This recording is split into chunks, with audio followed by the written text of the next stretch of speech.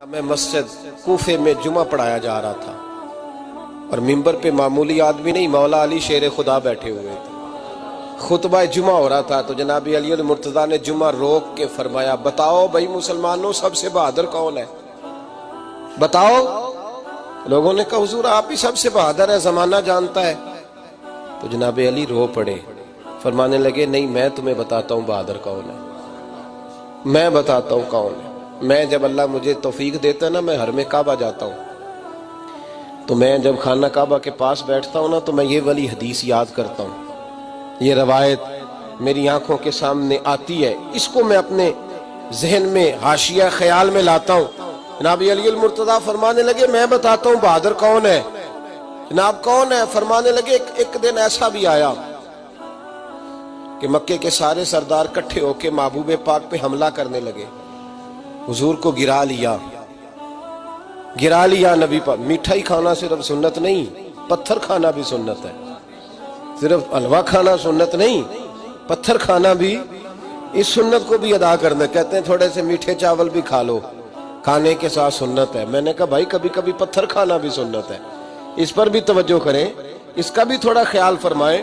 کہتے ہیں حضرت علی کے کفار مکہ نے نبی پاک صلی اللہ علیہ وسلم کو گرا لیا اور معاذ اللہ تشدد کرنے لگے۔ فرماتے ہیں کوئی زور زور سے پکار رہا تھا، میرے کانوں میں آواز آئی جب میں گھر میں تھا، کوئی زور زور سے پکار رہا تھا، اور وہ کیا کہہ رہا تھا؟ کوئی ابو بکر کو خبر کرو، کوئی صدیق اکبر کو بتاؤ کہ قریش مکہ محبوب علیہ السلام کو تکلیف دے رہے ہیں، بتاؤ۔ حضرت علی کہتے ہیں جب تک میں باہر نکلا تو میں نے ابو بکر کو دوڑتے ہوئے دیکھا، صدیق اکبر کے پیروں میں جوتا کوئی نہیں، سر پہ ٹوپی کوئی نہیں، تینوں لب دیاں آپ گواچے، سانو اپنی خبر نہیں کوئی۔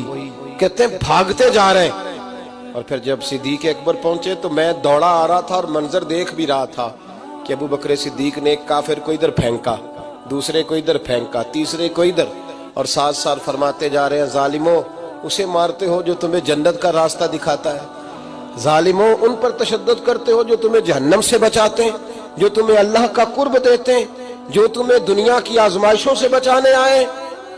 کہتے ہیں جب جناب صدیق اکبر نے دیکھا کہ پیچھے نہیں ہٹ رہے، بڑا مشکل کام نہیں کسی کے حصے کی مار کھانا، دین کا نام لے کے اپنا قد اونچا کرنا بڑا آسان ہے، لیکن 4 اینٹیں اٹھا کے کسی مسجد میں لگانی پڑ جائیں تو لوگوں کی شان میں کمی آتی ہے معاذ اللہ۔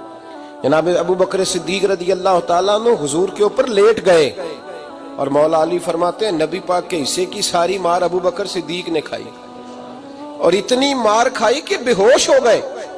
ان کے قبیلے کے لوگ آئے، اٹھایا، اور قبیلے کے ایک شخص نے کہا قریش مکہ یاد رکھنا اگر ابو بکر کو کچھ ہوا تو تمہیں بدلہ دینا پڑے گا۔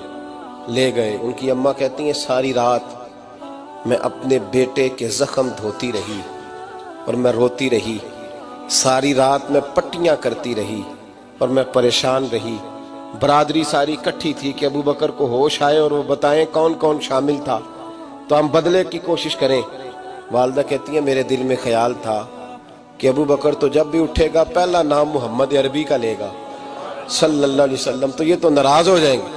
کہتی خیال تھا کہ تھوڑی دیر کے لیے اپنے محبوب کا نام کبھی معاذ اللہ نہ لیں، برادری کٹھی ہے، میرے دل میں خیال تھا، لیکن کہتے ہیں وہی ہوا۔ حضرت سیدنا ابو بکر صدیق کی آنکھ کھلی، کہا حضور کا پتہ بتاؤ۔ اماں کہتی ہیں میں نے کان میں کہا ابو بکر ذرا ٹھہر جا، برادری ساری کٹھی ہے، تو حضور کا نام لے گا تو چلے جائیں گے۔ تو کہتے ہیں ابو بکر اٹھ کے بیٹھ گئے، کہنے لگے جس نے بیٹھنا ہے بیٹھے، جس نے جانا ہے جائے، مجھے برادری کی ضرورت نہیں، مدینے والے محبوب کی ضرورت ہے۔